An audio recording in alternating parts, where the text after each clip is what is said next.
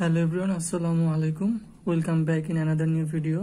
আজকে এই ভিডিওতে আলোচনা করব আমাদের central air conditioning plant child water system দিয়ে কিভাবে চলে। তাহলে শুরু করা যাক। মূলত এই সিস্টেমটা চলার জন্য আমাদের 4টা সাইকেল দরকার হয়। সেই একটা হচ্ছে আমাদের রেফ্রিজারেশন সাইকেল, তারপর দ্বিতীয় সাইকেল হচ্ছে condenser water cycle, third one হচ্ছে চিলার ওয়াটার সাইকেল এবং ফোর্থ ওয়ান হচ্ছে এয়ার সাইকেল। তো এখন আলোচনা করব যে রেফ্রিজারেশন সাইকেল কিভাবে কাজ করে। তো রেফ্রিজারেশন সাইকেল কাজ করার জন্য মূলত 4টা মেশিন কম্পোনেন্ট দরকার হয় বা মেশিন দরকার হয়। সেটার একটা হচ্ছে আমাদের কম্প্রেসর, তারপর 2 নাম্বারটা হচ্ছে আমাদের কন্ডেন্সার, 3 নাম্বার হচ্ছে এক্সপানশন ভালভ এবং 4 নাম্বার হচ্ছে চিলার। তো এখন দেখি এই রেফ্রিজারেশন সাইকেলটা আসলে কিভাবে কাজ করে।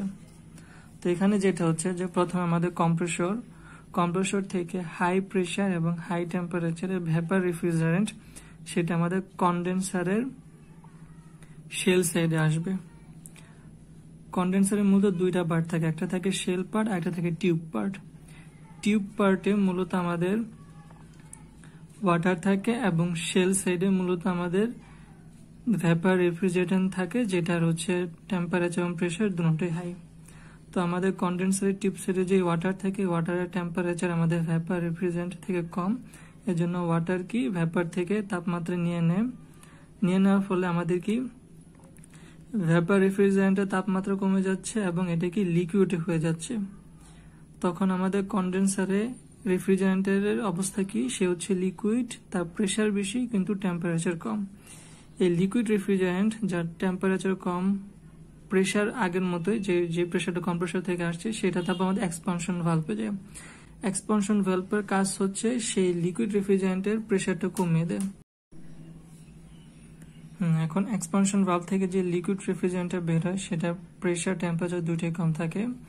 এটা তারপর আমাদের চলে যায় চিলারের টিউব পার্টে। চিলারের 2টা পার্ট থাকে, একটা হচ্ছে শেল পার্ট আর একটা হচ্ছে টিউব পার্ট।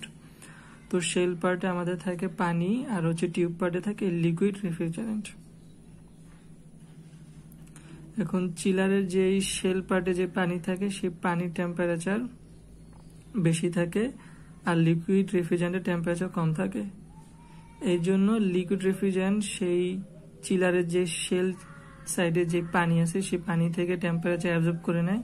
অ্যাবজর্ব করে নেওয়ার ফলে সে ভেপার রেফ্রিজারেন্টে পরিণত হয়।